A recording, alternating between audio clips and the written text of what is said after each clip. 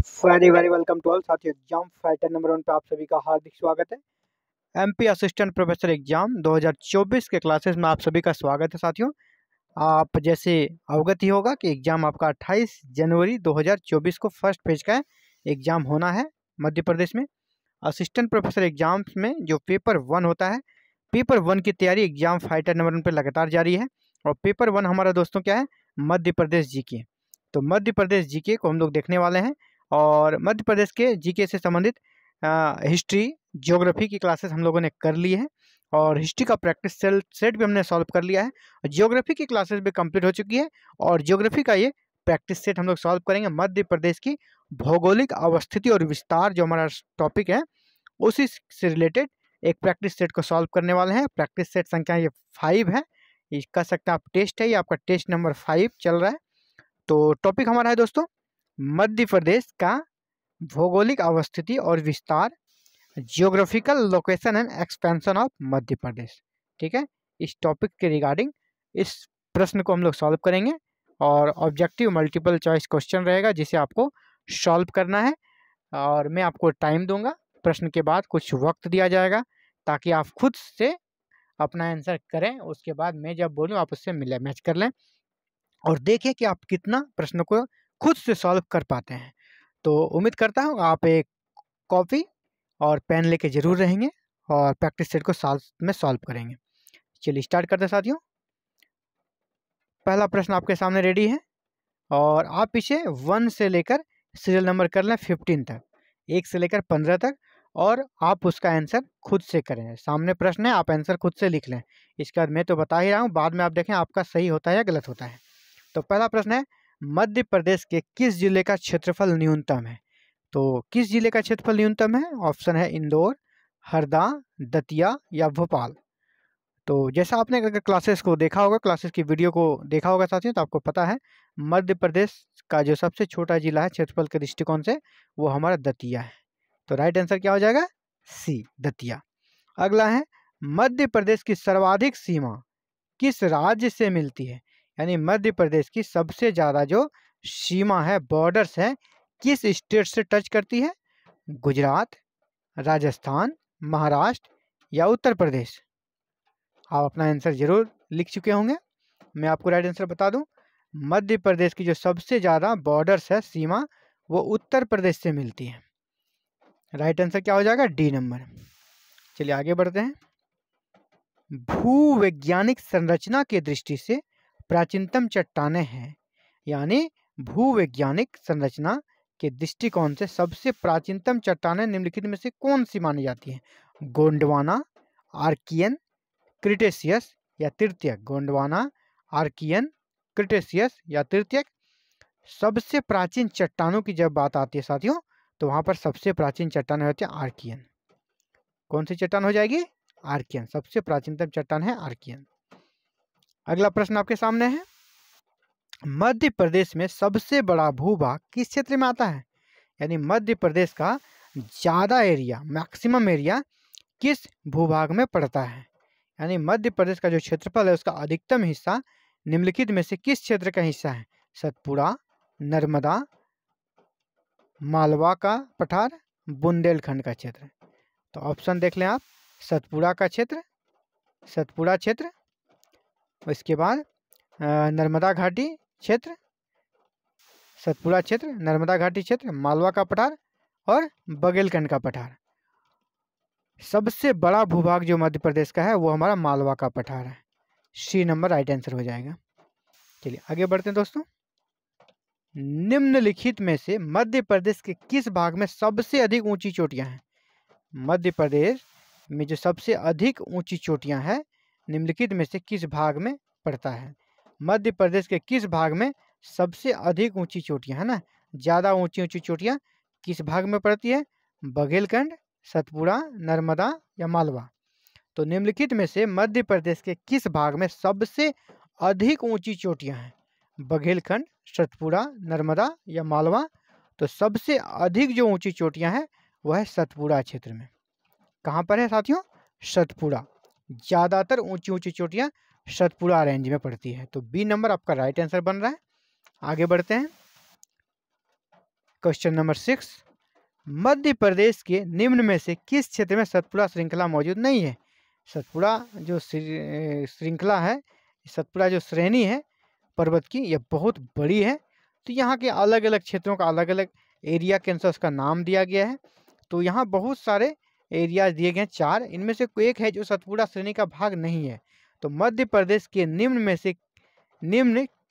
में से किस क्षेत्र में सतपुड़ा श्रृंखला मौजूद नहीं है? यानी निम्नलिखित में से कौन सा सतपुड़ा श्रृंखला का भाग नहीं है, सतपुड़ा श्रेणी का भाग नहीं है, यह आपको आंसर करना है।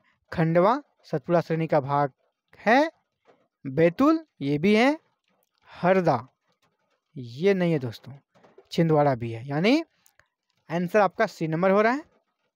खंडवा, बैतूल और छिंदवाड़ा ये सतपुड़ा श्रेणी का ही भाग है। सतपुड़ा श्रेणी का भाग में कौन हो गया? खंडवा, बैतूल और छिंदवाड़ा। इसको भी आप याद रख लें। सतपुड़ा श्रृंखला के भाग में आपका खंडवा, बैतूल और छिंदवाड़ा आता है, हरदा इसका भाग नहीं है। आगे बढ़ते हैं। मध्य प्रदेश का सबसे बड़ा पठार है। मध्य प्रदेश का सबसे बड़ा पठार कौन सा है? मध्य प्रदेश का सबसे बड़ा पठार मालवा का पठार, रीवा पन्ना पठार, बघेलखंड पठार या इनमें से कोई नहीं। मध्य प्रदेश का सबसे जो बड़ा पठार है वो है बघेलखंड का पठार। इसका क्षेत्रफल देखा जाए तो 25,000 वर्ग किलोमीटर इसका क्षेत्रफल है। तो मध्य प्रदेश का सबसे बड़ा पठार पूछा जाएगा, क्या आंसर हो जाएगा? बघेलखंड का पठार। सी नंबर आपका राइट आंसर होगा। आगे बढ़ते हैं। मध्य प्रदेश में कोयला किस समूह की चट्टानों में पाया जाता है? कोयला जो मध्य प्रदेश में पाया जाता है वह किस समूह के चट्टानों में पाया जाता है? तो कडप्पा समूह, विंध्यन समूह, गोंडवाना समूह या धारवाड़ समूह? कडप्पा समूह, विंध्यन समूह, गोंडवाना समूह या धारवाड़ समूह? तो साथियों मध्य प्रदेश में जो कोयला पाया जाता है वह मुख्य रूप से गोंडवाना समूह में पाया जाता है। मध्य प्रदेश में जो कोयला पाया जाता है वह किस समूह में पाया जाता है? गोंडवाना समूह। तो सी नंबर आपका राइट आंसर होगा। चलिए आगे बढ़ते हैं। क्वेश्चन नंबर 9, निम्न में से जबेरा का गुंबद स्थित है। जबेरा का गुंबद मध्य प्रदेश में स्थित है, कहाँ स्थित है, किस भाग में स्थित, आपसे पूछा जा रहा है। कगार भूमि, बुंदेलखंड पठार, मालवा का पठार या मध्य भारत का पठार? मध्य प्रदेश का जो भौतिक विभाजन किया गया है ये सारे उनके भाग हैं। तो जबेरा का गुंबद किस भाग में पाया जाता है? तो कगार भूमि, बुंदेलखंड का पठार, मालवा पठार या मध्य भारत का पठार? तो साथ ही कगार भूमि में पाया जाता है। कगार भूमि की जगह कहीं कि आपको क्या मिलेगा? विंध्यन कगार श्रेणी। क्या क्या मिलेगा? इसके बदले आप विंध्यन कगार श्रेणी भी मिल सकता है। इसी का दूसरा नाम है रीवा पन्ना पठार, है ना, रीवा पन्ना पठार, वो भी आपको ऑप्शन में मिल सकता है। तो वो भी आपका राइट आंसर बनेगा। इसका दूसरा नाम है रीवा पन्ना पठार या विंध्यन कगार भूमि। ये विंध्यन कगार भूमि मिलेगा या रीवा पन्ना पठार। तो जबेरा का गुंबद रीवा पन्ना पठार या कह सकते विंध्यन कगार भूमि में है, इसलिए ऑप्शन नंबर ए आपका राइट आंसर बन रहा है। अगला, महादेव पहाड़ियाँ किस राज्य में स्थित है? महादेव पहाड़ियाँ किस राज्य में स्थित है? आपसे प्रश्न पूछा जा रहा है महादेव पहाड़ियाँ किस राज्य में है? मध्य प्रदेश, असम, ओडिशा, हिमाचल प्रदेश। तो साथियों महादेव पहाड़ियाँ जो है सतपुड़ा श्रेणी का एक भाग है। कहाँ का भाग है? सतपुड़ा श्रेणी का। और सतपुड़ा श्रेणी का है मध्य प्रदेश में, इसलिए ऑप्शन ए आपका राइट आंसर हो जाएगा। महादेव पहाड़ियाँ किस राज्य में स्थित है? तो मध्य प्रदेश में। आगे बढ़ते हैं। कौन सी श्रेणी यमुना और सोन के मध्य जल द्विभाजक का कार्य करती है? यमुना और सोन के मध्य जल द्विभाजक का कार्य कौन सी श्रेणी करती है? भांडेर, कैमूर, मैकाल या मुकुंदवाड़ा? भांडेर, कैमूर, मैकाल या मुकुंदवाड़ा? तो साथियों आपका जो कैमूर श्रेणी है, कैमूर बी नंबर, ये यमुना और सोन नदी के जल को विभाजित करने का कार्य करती है। तो ये आपका बी नंबर राइट आंसर बन रहा है। आगे है, चंबल, बेतवा और कैन नदियाँ किस श्रेणी से निकलती है? चंबल, बेतवा और कैन जो नदियाँ हैं वो किस श्रेणी से निकलती है? विंध्याचल श्रेणी, महादेव श्रेणी, कैमूर श्रेणी या मैकाल श्रेणी? चंबल, बेतवा और कैन साथियों विंध्याचल श्रेणी से निकलती है। आपका ए नंबर राइट आंसर हो गया। चंबल, बेतवा और कैन नदियाँ किस श्रेणी से निकलती है? तो विंध्याचल श्रेणी से, ए नंबर राइट आंसर हो गया। आगे बढ़ते हैं। विंध्याचल श्रेणी में चूना पत्थर कहाँ से प्राप्त होता है? विंध्याचल श्रेणी जो है वहाँ चूना पत्थर कहाँ से प्राप्त होता है? पाथर, रीवा, सतना या भोपाल। विंध्याचल श्रेणी में चूना पत्थर पाया जाता है, तो वो कहाँ से प्राप्त होता है? तो साथियों वो पाया जाता है सतना से। विंध्याचल श्रेणी में चूना पत्थर सतना से प्राप्त होता है। अगला है नर्मदा सोन घाटी। नर्मदा सोन घाटी की औसत ऊंचाई कितनी है? नर्मदा सोन घाटी जो है उसकी एवरेज हाइट कितनी है? 350 मीटर, 320 मीटर, 310 मीटर या 300 मीटर। तो नर्मदा सोन जो घाटी है इसकी औसत ऊंचाई देखा जाए तो 300 मीटर है। डी नंबर आपका राइट आंसर होगा। क्वेश्चन नंबर 15 और आज का अंतिम प्रश्न, मुकरता नामक गॉर्ज। मुकरता नामक गॉर्ज का निर्माण किस नदी द्वारा होता है? ताप्ती, नर्मदा, बेतवा या सोन। तो मुकरता नामक गॉर्ज का निर्माण दोस्तों ये होती है आपका नर्मदा नदी करती है। गॉर्ज नदियाँ बनाती है, तो मुकरता नामक गॉर्ज कौन बनाती है? नर्मदा नदी। तो कोई आपका आंसर यहाँ पे बी नंबर हो जाएगा। तो ये था साथियों आज का प्रैक्टिस सेट आपने सॉल्व कर लिया है। उम्मीद करता हूँ आप इसमें ज़्यादा से ज़्यादा प्रश्नों को सही किए होंगे। और साथियों कहना चाहूँगा अगर आप इसमें 12 प्रश्नों को सही किए होंगे तो समझ जाएं आपकी तैयारी बहुत ही अच्छी है और आप अच्छा स्कोर करेंगे पेपर 1 में, इसमें कोई डाउट नहीं है। 12 पे जिसका कम है उसको और एफर्ट लगाने की ज़रूरत है। जिनका 12 या उससे ज़्यादा है उन सभी की तैयारी अच्छी मानी जाएगी।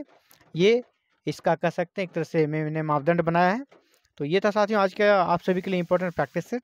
Thank you very much for watching this video और connecting to exam fighter number 1। आप अगर चैनल पर नए हैं और आप भी चाहते हैं MP असिस्टेंट प्रोफेसर एग्जाम 2024 में निश्चय ही सफल होना है और असिस्टेंट प्रोफेसर बनना है, तो आप हमारे साथ जुड़कर अपने तैयारी को बिल्कुल धारदार बना सकते हैं, शानदार कर सकते हैं। इसके लिए आपसे कोई फीस, कोई पेमेंट नहीं लिया जा रहा है। बस आपको हमारे चैनल एग्जाम फाइटर नंबर 1 के साथ जुड़ना होगा और हमारे साथ जुड़ने के लिए आपको करना है चैनल को सब्सक्राइब, बेल आइकन को प्रेस और ऑल बटन को क्लिक, ताकि आने वाले नेक्स्ट क्लासेस की वीडियो अपलोड होते ही आपको नोटिफिकेशन मिले और आप क्लासेस कर सकें, अपनी तैयारी को अंतिम स्टेज में ले जाकर कर सकते हैं, फायर मोड में कर सकते हैं और आप निश्चित सफलता प्राप्त कर सकते हैं। Thank you very much for watching this video on connecting to exam fighter number 1।